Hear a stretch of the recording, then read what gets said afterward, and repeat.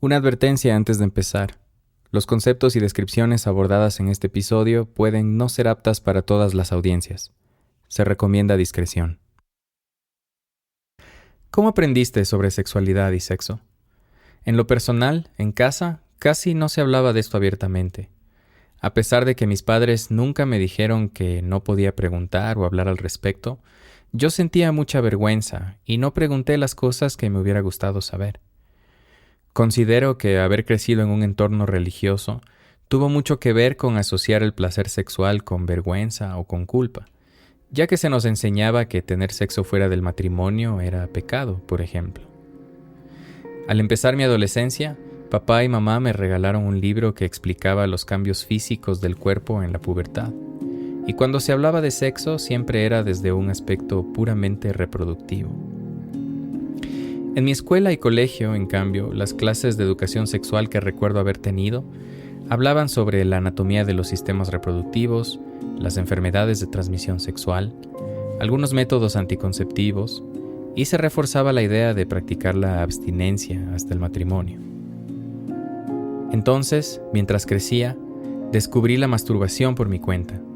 Exploraba con vergüenza, y eso, más la pornografía, se fueron convirtiendo en las referencias sobre cómo debía vivir la sexualidad. Poco a poco llené mi cabeza con estas referencias y ahora que lo pienso, todo eso me llenó de inseguridades, falsas expectativas y presiones autoimpuestas. Cuento esto porque, mientras más hablo del tema con mis amigos, se me ha hecho evidente que muchas personas necesitamos encarar nuestra relación con la sexualidad y las maneras en que aprendimos nuestra conducta sexual. En el proceso de producir este episodio, mi pareja me preguntó, ¿qué te hubiera gustado escuchar sobre sexualidad al inicio de tu despertar sexual?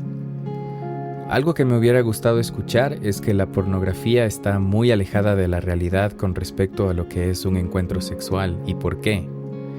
Tal vez ahora eso suena demasiado obvio para muchas personas, pero para un niño de 12 años creo que esta información, de manera abierta y oportuna, hubiera sido muy valiosa.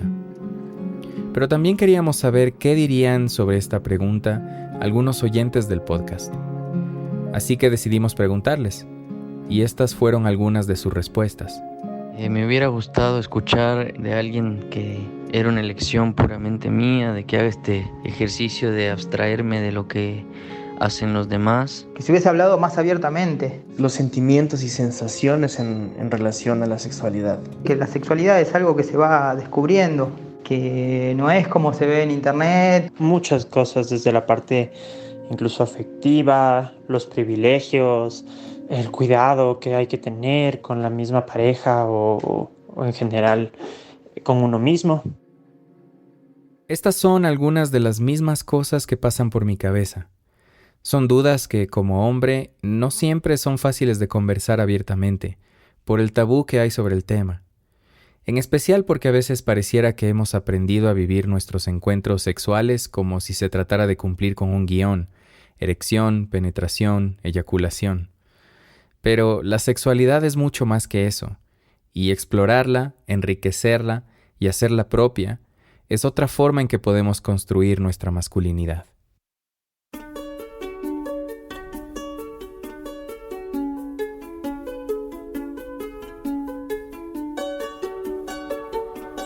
Esto es Oreja Peluda, un podcast para repensar las masculinidades.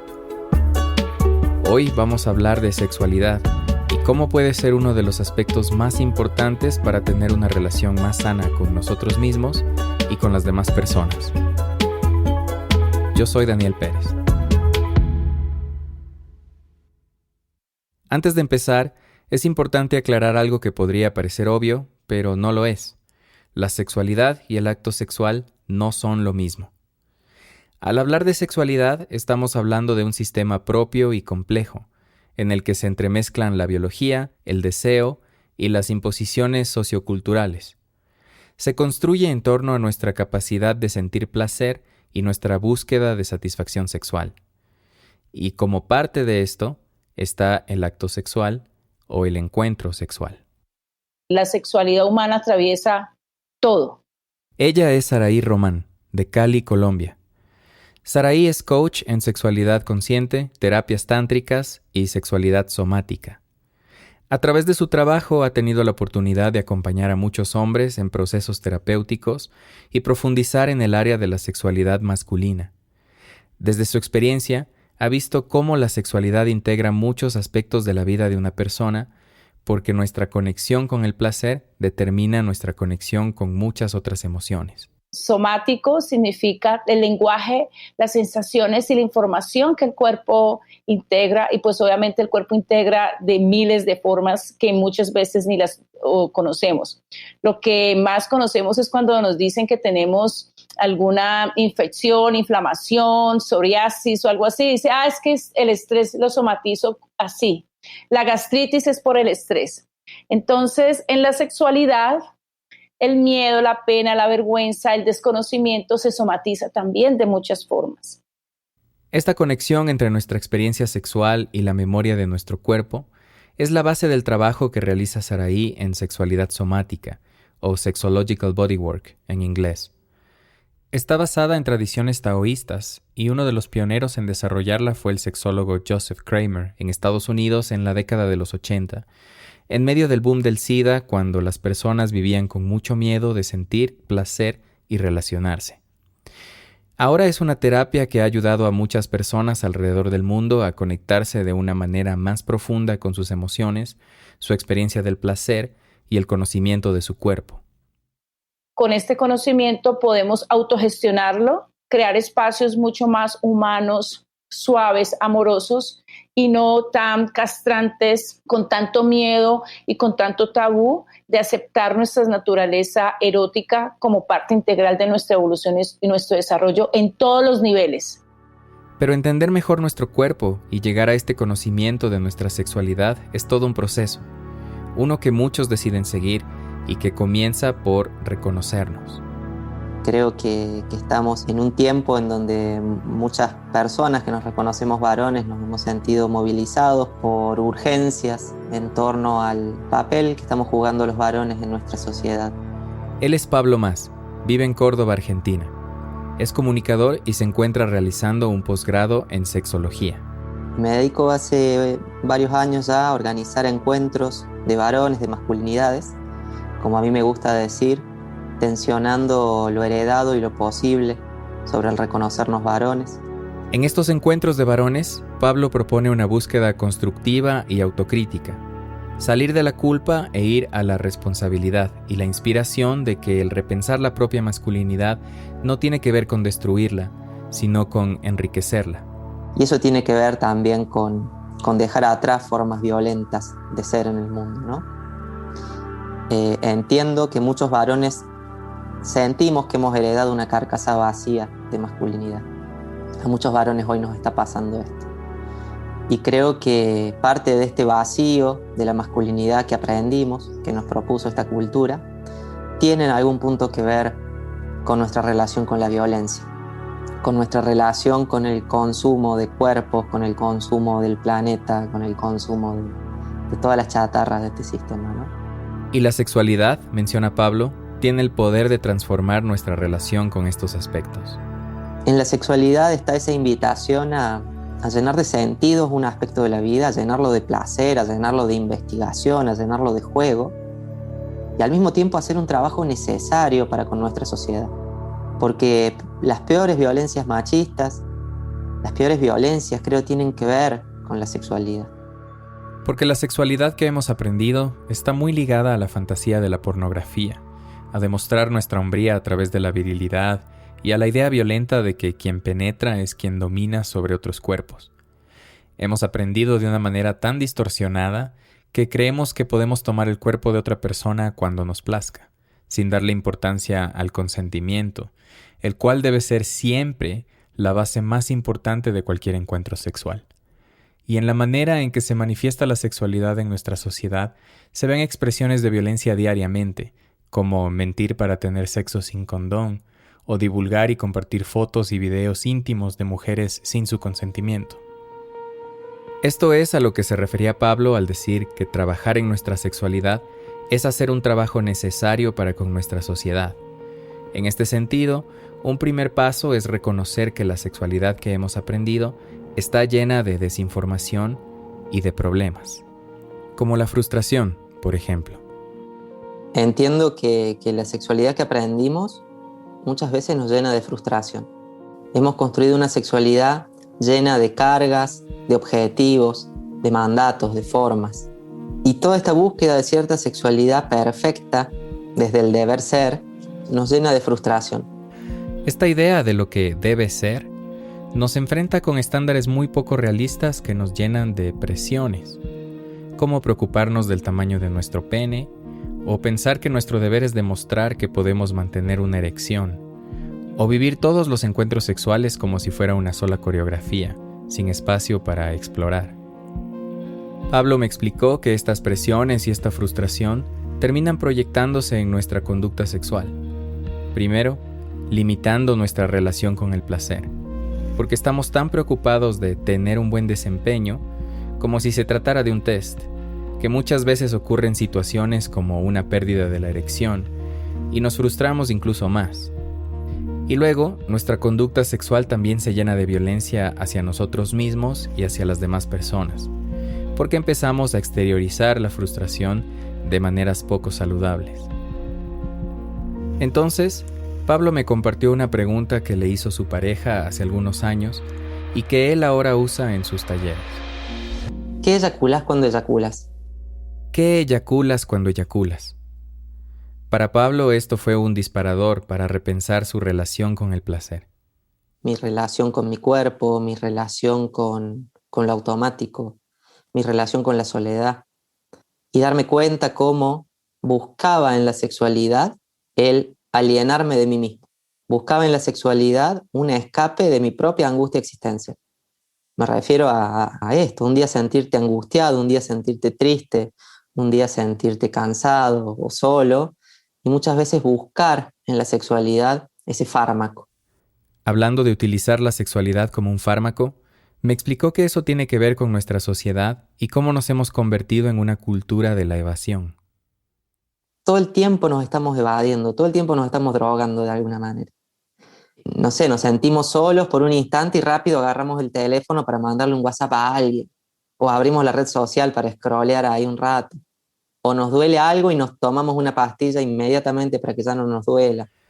Así que la sexualidad tiene este potencial de enfrentarte al ser humano que eres, pero también, como dice Pablo, si así lo decides, la puedes usar como mera escapatoria a quien eres. Esto va muy de la mano con algo que Saraí, como terapeuta sexual, me compartió, con respecto a la desconexión emocional que muchos hombres tienen con su sexualidad. Hay una desconexión emocional profunda y la pornografía realmente afecta mucho. El porno se ha posicionado, en las palabras de Saraí, como la Universidad de Educación Sexual, la voz de autoridad respecto a las tendencias o a lo que pasa en la intimidad de un ser humano. Nos ha enseñado que un encuentro sexual se reduce a un guión, nos lleva a normalizar la violencia contra las mujeres, nos enfrenta con estándares físicos absurdos, entre otras cosas.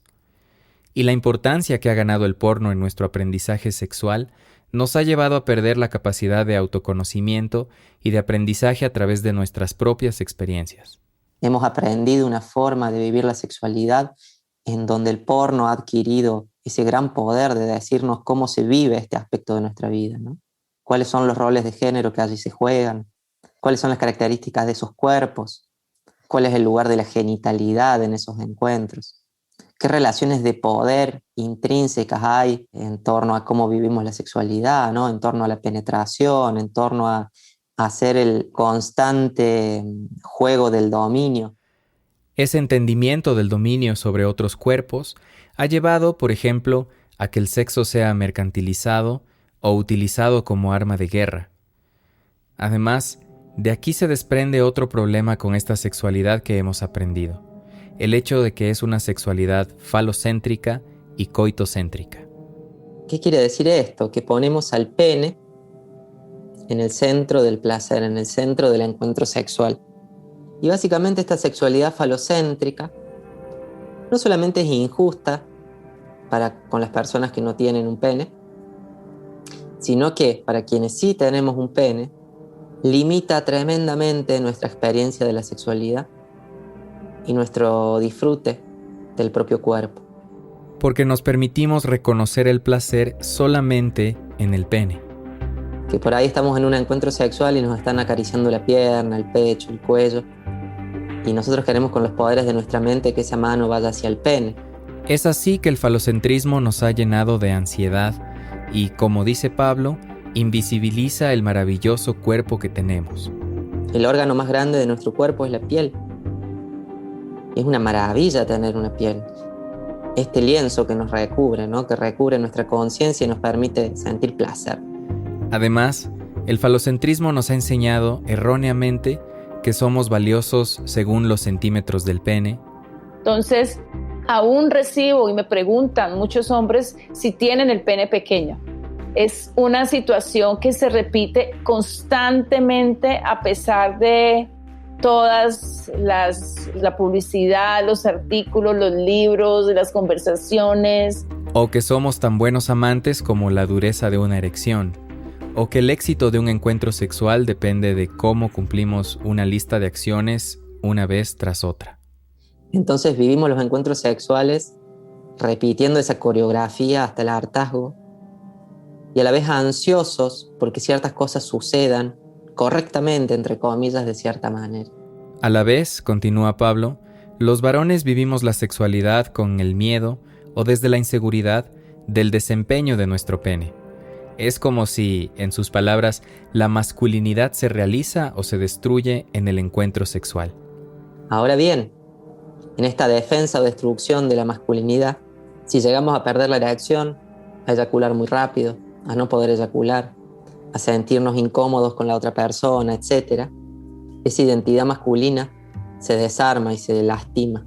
Y, por ejemplo, perder una erección en medio de un encuentro no solamente nos lastima como seres sexuales para el próximo encuentro, sino que en la vida misma nuestra autoestima se ve herida. Así nos afecta el falocentrismo, porque vamos al encuentro sexual como a defender el hombre que somos, como si fuéramos a una guerra, y el pene es la única arma que tenemos.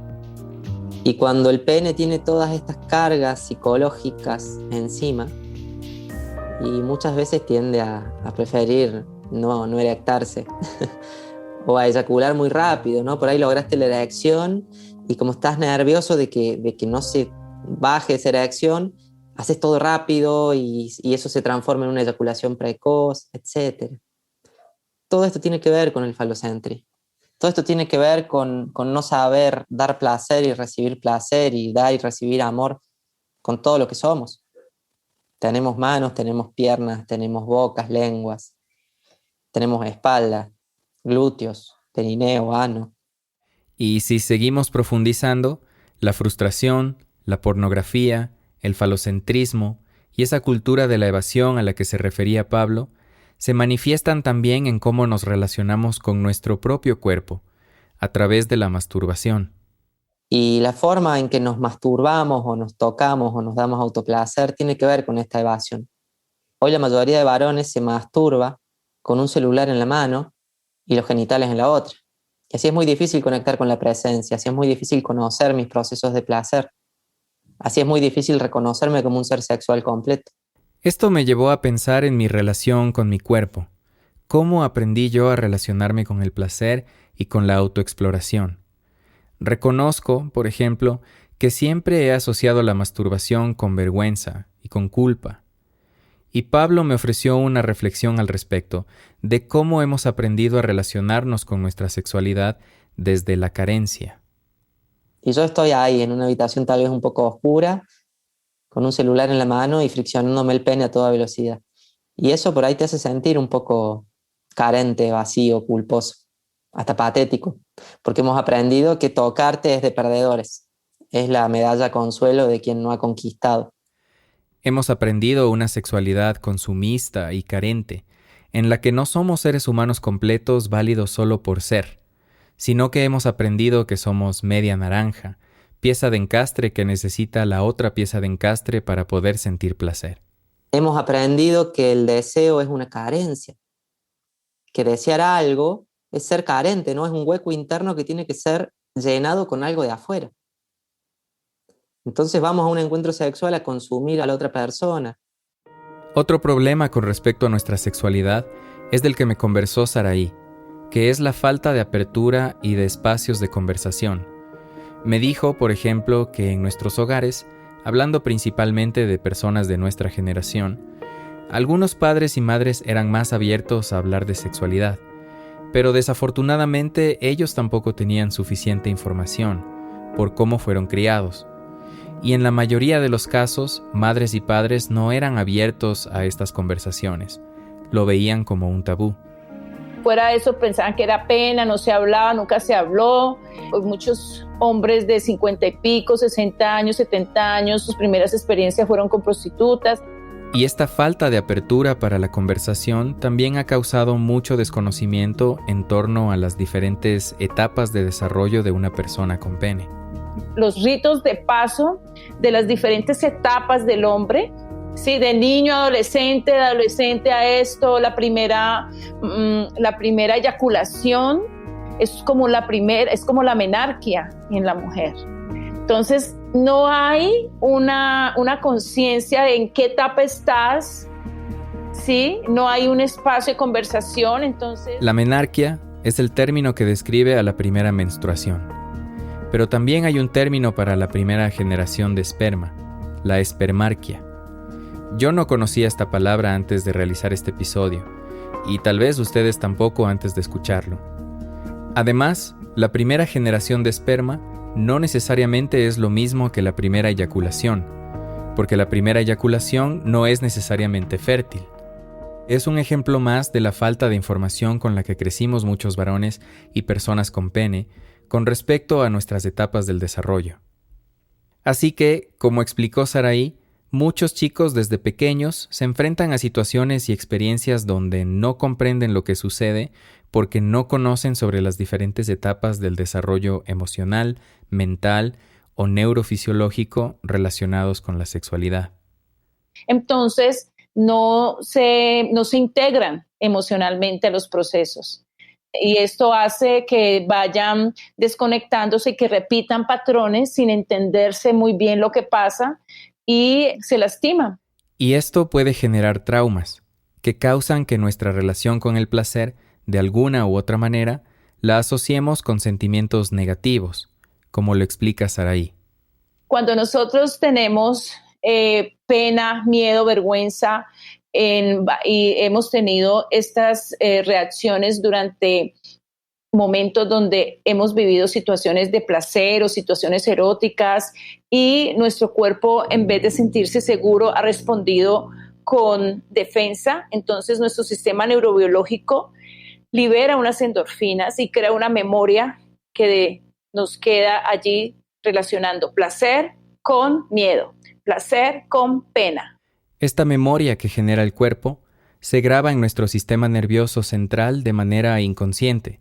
Se requiere de todo un proceso para examinarse y reconocerse a uno mismo para así cambiar patrones de comportamiento. Desde su experiencia como terapeuta, Saraí dice que, de cierta manera, exponerse y sentirse vulnerable es un primer gran paso para resignificar nuestra relación con el placer. El solo hecho de poder vulnerabilizarse un ser humano con pene, ¿vale? De tener un espacio donde hablar de sus miedos, donde asumir lo que hace, cómo lo hace, qué siente cuando hace, porque nadie le pregunta, ¿qué sientes? ¿Qué sentiste?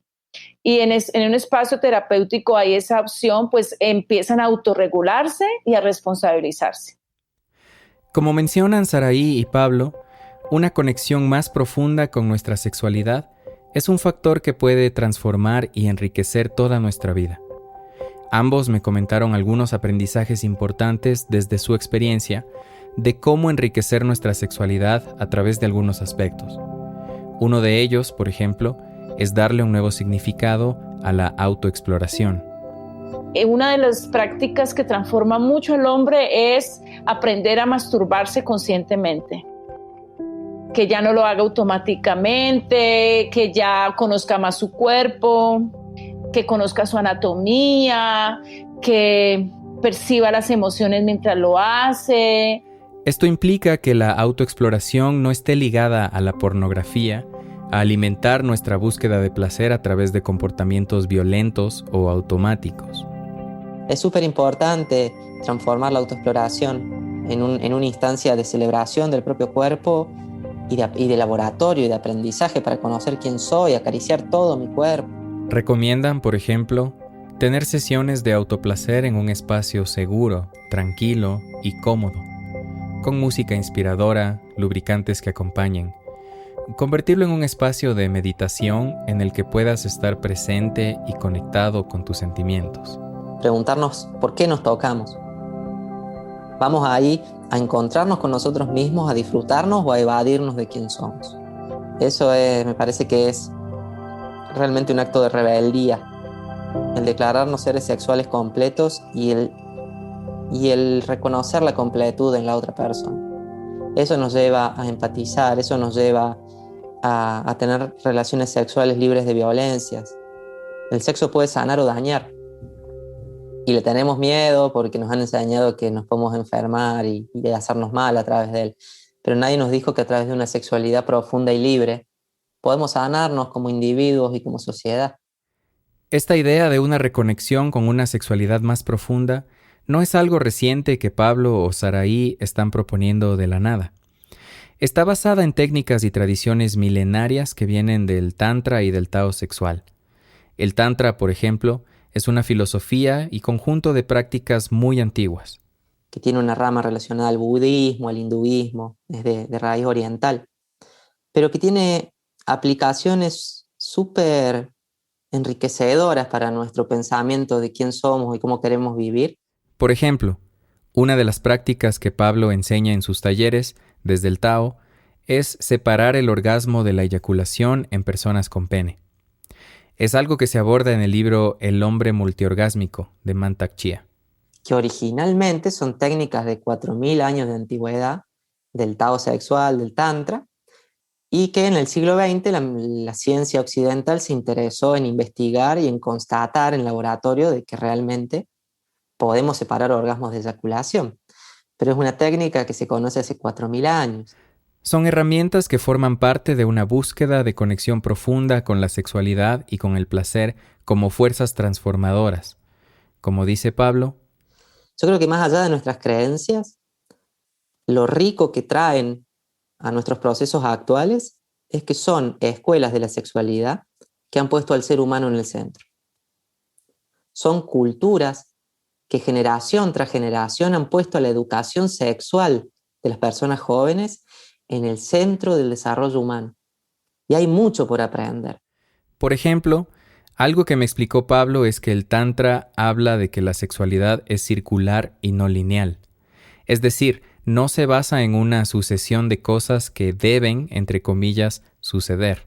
Si yo no sé, yo no me obligo a que necesariamente tenga que haber una penetración en los próximos minutos. Me permito sentir qué está pasando ahora. Si yo no sé qué es lo que van a hacer los cuerpos en unos instantes, tal vez disfrute el beso que nos estamos dando ahora. En otras palabras, permitirnos estar presentes en nuestras sensaciones y experiencias en el momento en que estén ocurriendo, sin expectativas o ansiedades que obedecen a un guión de erección, penetración, eyaculación. No se trata de negar el placer genital. Nuestro pene, quienes tenemos un pene, es fabuloso tener un pene, es una gran fuente del placer.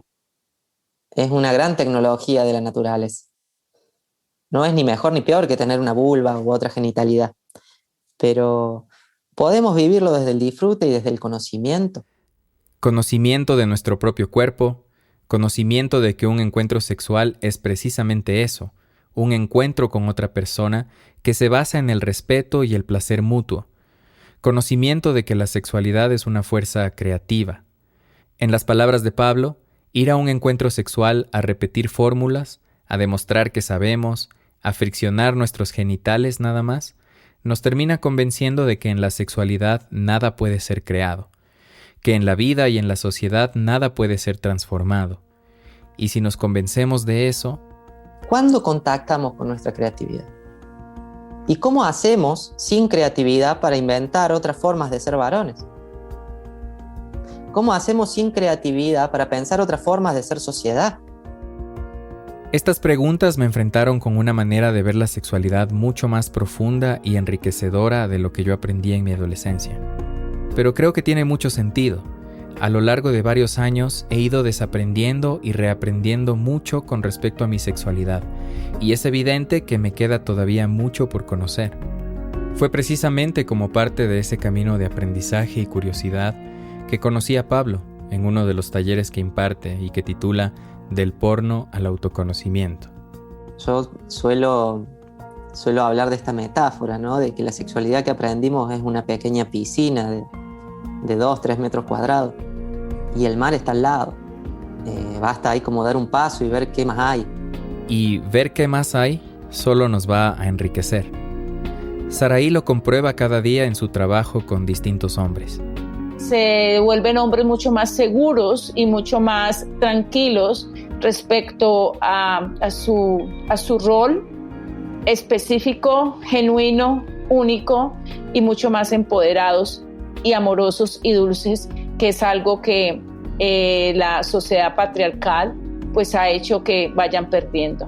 Ella también menciona la importancia de conectar nuestra sexualidad con aspectos que tradicionalmente no han sido relacionados con la masculinidad y la virilidad, por ser considerados femeninos. Y es esta parte de reconocer que no saben, de reconocer que son vulnerables, de que no se las saben todas, de que se caen emocionalmente, y más en una sociedad donde los están exigiendo ser competitivos, y darse cuenta de que pueden también llorar y ser hombres suaves, y eso no les va a quitar nada de lo que son. Es súper importante asumir. He visto hombres llorando, asumiendo sus cosas en muchos espacios grupales de pareja y de individuales. Y eso sana tanto, Daniel, sana tanto, que cambia totalmente la relación con él mismo y con sus parejas y con su entorno, con su trabajo, con su capacidad de transformación externa e interna. Así, concluye Saraí, a través de este autoaprendizaje y a través de la educación, es que podemos ir determinando qué es lo que somos y lo que queremos para nuestra vida. Pero para eso tiene que conocerse profundamente. Tiene que romper y desprogramarse con todos estos patrones sistémicos, culturales, históricos que repetimos. Y de esa forma, en algunos 40, 50 o 100 años, ya vamos a crear una nueva masculinidad. Pero estamos todavía en pañales, pero es importante hacer ese proceso. Y parte de este proceso lo estamos haciendo en este momento, al escuchar este episodio y mirar de frente muchas cosas que hemos vivido como normales, pero que en realidad pueden llegar a ser mucho más profundas y trascendentales, que van mucho más allá de entender la anatomía genital, los anticonceptivos y las enfermedades que me enseñaron en las clases del colegio sobre educación sexual. La sexualidad integral abarca otros aspectos de lo que nos hace seres sexuales, ¿no? El género, la salud, el conocimiento del cuerpo, herramientas también para que las infancias puedan reconocer situaciones de abuso, puedan reconocer las partes íntimas de su cuerpo, puedan en sí empoderarse. Por este motivo, conversé también con Pablo y Saraí acerca de cómo podríamos llegar a una mejor educación sexual, tanto para nosotros mismos como para las futuras generaciones. Hoy en día, por ejemplo, hay escuelas y colegios en Latinoamérica que están adoptando una educación sexual integral más abierta, informada y que se está apartando del modelo tradicional biologicista y moralista que se basa en el aspecto reproductivo. Esto debería seguir sucediendo mucho más y no solo en las instituciones educativas. Tiene que haber una educación sexual al interior de las familias o en relación entre las personas adultas y las infancias desde el amor, ¿no? Hay que superar muchos tabúes. A muchos padres y madres les asusta el despertar sexual de sus hijos e hijas. En parte, dice Pablo, porque temen que las infancias entren al mundo de la sexualidad que es violento, y que tiene muchas heridas compartidas. Porque ¿qué mundo les estamos proponiendo, no? ¿A qué sexualidad compartida van a salir? Y por eso es súper importante que las personas adultas, quienes tenemos hijes, sanemos en nosotros la sexualidad. Hoy padres y madres hablan poco de sexualidad con sus hijes. Y creo que cuando le ponemos ahí una palabra sincera, cuando hablamos desde nuestra imperfección y desde el no saberlo todo, podemos ya hacer algo muy superador. Con sanar la sexualidad, se refiere a que vivamos una sexualidad que, si bien no será perfecta, puede vivirse en un camino de aprendizaje, de respeto, de amor y de profundización. Como que hay un regalo ahí de la vida que tu hijo eventualmente va a descubrir y uno lo acompaña amorosamente en ese proceso. Entonces, la educación sexual no es solo en las infancias. Como personas adultas tenemos la posibilidad y la responsabilidad de sanar esto. Por eso es tan importante la educación desde casa, ¿sí? Es mejor que tú como padre o madre o como primo, como tío, tía, hables con ese niño de 4, 5, 6, 7 años, pongas atención, no normalices una cantidad de cosas. Pero claro, para eso primero tenemos que investigar nosotros y nutrirnos con información valiosa que fomente una sexualidad integral sana. Invertir en información y invertir en espacios grupales. Pues súper importante hacerlo grupal. El grupo de estudio con respecto a la sexualidad rompe esta idea de que la sexualidad es algo privado, que muchas veces ni en la privacidad se habla ni en la intimidad. También Pablo complementa al respecto. Y en mi camino he intentado siempre apostar por lo colectivo, entendiendo el encuentro entre varones como una herramienta muy poderosa de transformación, trascendiendo cierto individualismo aprendido, ¿no? Porque en esta sociedad, los varones nos reconocemos varones en cuanto podamos solos, poder solos con la vida, poder solos con el dolor. Yo creo en lo colectivo, yo creo en el encuentro, en la palabra compartida. Creo que la vida es más justa y más fácil de manera comunitaria, por lo menos recuperando el valor del otro, recuperando el valor del otro, ¿no? Y creo que cómo es la educación sexual de una sociedad utópica para con las infancias, es una linda pregunta para observarla, ¿no? Pero creo que está basada en el amor, está basada en el respeto de las personas y en el respeto profundo de las infancias, ¿no? De sus procesos, de sus descubrimientos. Esta educación sexual ideal, en las palabras de Pablo, debe ser humanista, diversa y libre, que nos dé la posibilidad de generación a generación crear nuevas maneras que resuenen con las necesidades de las personas de hoy, que nos dé la oportunidad de inspirar a las infancias. No hay nada más gratificante y saludable para un niño, una niña, para una infancia, que ver a los adultos de su vida felices. Pero creo que ya la presencia amorosa y superar los tabúes y que ese niño, esa niña, esa infancia sepa que hay personas adultas que están ahí para protegerle, que están ahí para abonar y acompañar sus descubrimientos y su libertad, me parece súper superador. Al mirar de frente nuestra relación con la sexualidad, tal vez podamos, como un primer paso, reconocer lo que hemos aprendido y las maneras en que estos aprendizajes han afectado nuestra conexión con el placer y las relaciones en general. Como sociedad, hemos permitido que la fantasía de la pornografía y la sexualización violenta de otros cuerpos determinen nuestros deseos, vínculos y expectativas. Hemos llegado a pensar que somos dueños de los cuerpos de otras personas, a tal punto que se han tenido que realizar campañas a nivel mundial para recordarnos de la importancia del consentimiento, por ejemplo, o que nuestra pareja puede cambiar de opinión durante un encuentro sexual en cualquier momento. Esto, y muchos ejemplos más fuertes y violentos, son muestra de que hay mucho por hacer y transformar.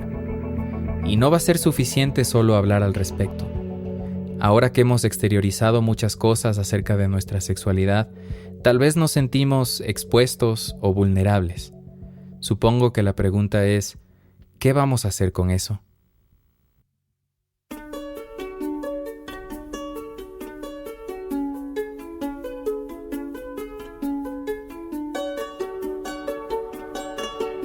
Muchas gracias a Pablo Mas y Saraí Román. Si deseas obtener más información sobre los temas discutidos hoy, encontrarás links y contenido recomendado en las notas de este episodio.